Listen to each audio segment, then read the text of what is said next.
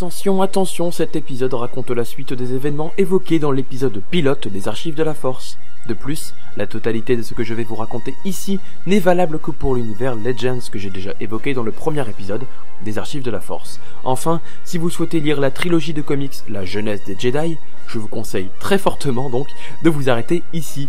Bonne vidéo à tous. Bonjour à toi, jeune Padawan, je te souhaite la bienvenue. Aujourd'hui, nous allons évoquer un événement majeur de l'histoire de notre galaxie. En effet, la guerre de la Force a conduit à la fondation de l'ordre Jedi et à la chute d'un empire jusqu'alors en pleine apogée.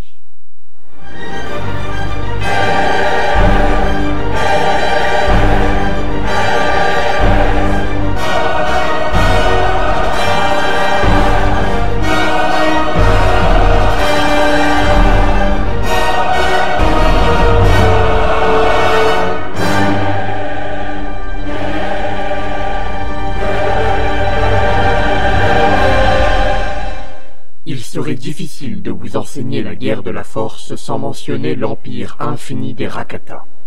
Les Rakata étaient une race non humaine, cruelle et ambitieuse, envahissant des milliers de mondes. Ils se nourrissaient littéralement des vaincus quand ces derniers n'étaient pas soumis à l'esclavage.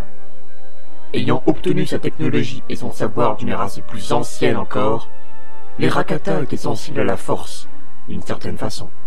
En effet, ces viles créatures ne vénéraient et n'utilisaient que le côté obscur de la Force. Vous vous souvenez sans doute de la planète Titon, berceau du peuple Jedi. Il s'avéra en fait que Titon abritait un portail d'infini, une porte menant vers tous les mondes possibles. Un Jedi nommé Daigen Locke réussit à se rapprocher du portail d'infini et il eut une vision. La vision d'une armée de ténèbres s'abattant sur Titon avec des épées de feu. Le Daigen Locke fut considéré comme fou par ses pairs et enfermé sur Bogan, la lune sombre. Un grand amiral Rakata, Skalnas, découvrit l'existence de Titon et de son portail d'infini. Héritage d'une race éteinte, ces portails pouvaient assurer des conquêtes plus grandes encore à l'empire infini des Rakata, alors sur le déclin.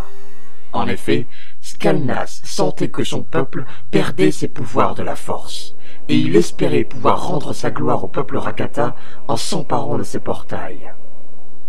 Il envoya alors le limier de force Xesh sur Titon. Xesh était un humain au pouvoir terrible et émanant du côté obscur. Il était le tueur parfait, la mort incarnée. Cependant, son vaisseau s'écrasa sur Titon et il perdit la mémoire. La présence de Xesh sur Titon déclencha des tempêtes de force terribles sur la planète. Aussi, certains Jedi sentirent sa présence obscure et décidèrent d'aller chercher la source de ce mal. Ce petit groupe de Jedi rencontra donc Xesh et avec lui la technologie du sabre laser qu'ils ne connaissaient pas encore. À cette époque, les sabres laser étaient des épées énergétiques maléfiques qui se nourrissaient du côté obscur de leur porteur. C'était une technologie Rakata qui émanait donc de leur propension à utiliser le côté obscur de la Force. Prenant pitié de Xesh, amnésique, et ce dernier étant irrésistiblement attiré par cette harmonie qui se dégageait des Jedi, le groupe Jedi l'emmena au conseil qui statua de sa situation. Les maîtres sentirent la nature profonde du mal enfouie en Xesh, et malgré les supplications des jeunes Jedi qu'il avait découverts, Xesh fut emprisonné sur Bogan. Mais il ne fut pas enfermé longtemps. Daigen Locke, le Jedi rendu fou par sa vision, libéra Xesh et ils s'enfuirent de Bogan afin de lever une armée assez puissante. En effet, Daigen était toujours convaincu qu'une terrible armée viendrait prendre Titon, et il voulait contrer cette force dévastatrice en utilisant la technologie du sabre de Xesh.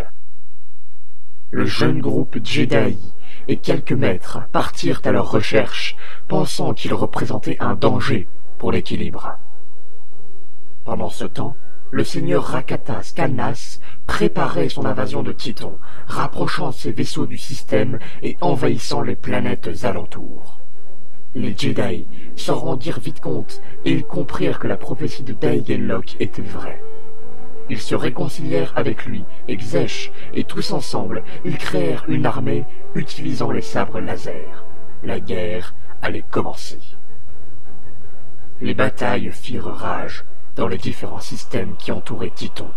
Les Rakata envoyaient leurs troupes d'élite, tandis que les Jedi, menés par Daegen Lok, Xesh et les Jedi les plus expérimentés, utilisaient toujours plus leur côté sombre en utilisant leurs nouvelles épées laser. Certains réussirent à contrôler leur part d'ombre, d'autres s'y plongèrent corps et âme. La guerre et toutes ses horreurs sapaient les forces Jedi.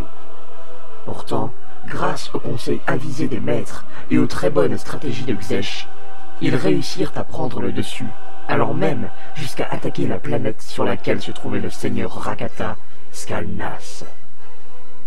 Ils ne comprirent pas de suite que cette attaque avait été prévue, et que tout cela n'était en fait qu'un piège. Lorsque Xesh se retrouva face à Skalnas, celui-ci lui dévoila la sombre vérité. Le Rakata avait délibérément effacé la mémoire de Xesh pour que ce dernier se rapproche des Jedi. Il était un espion et un traître, malgré lui. Les forces Jedi se mirent à faiblir considérablement sur la planète, tandis que la véritable armée de Skalnas se dirigeait vers Titon. Alors que le Rakata était sur le point de récupérer le portail d'infini, les oracles Jedi découvrirent que les Toyor, les immenses vaisseaux pyramidaux qui les avaient amenés sur Titon des milliers d'années auparavant, avaient pour fonction la protection de l'univers et la destruction des portails d'infini. Xesh revint au dernier moment du côté lumineux, et lui, Daegen Lok et leurs amis Jedi tentèrent de combattre Skalnas.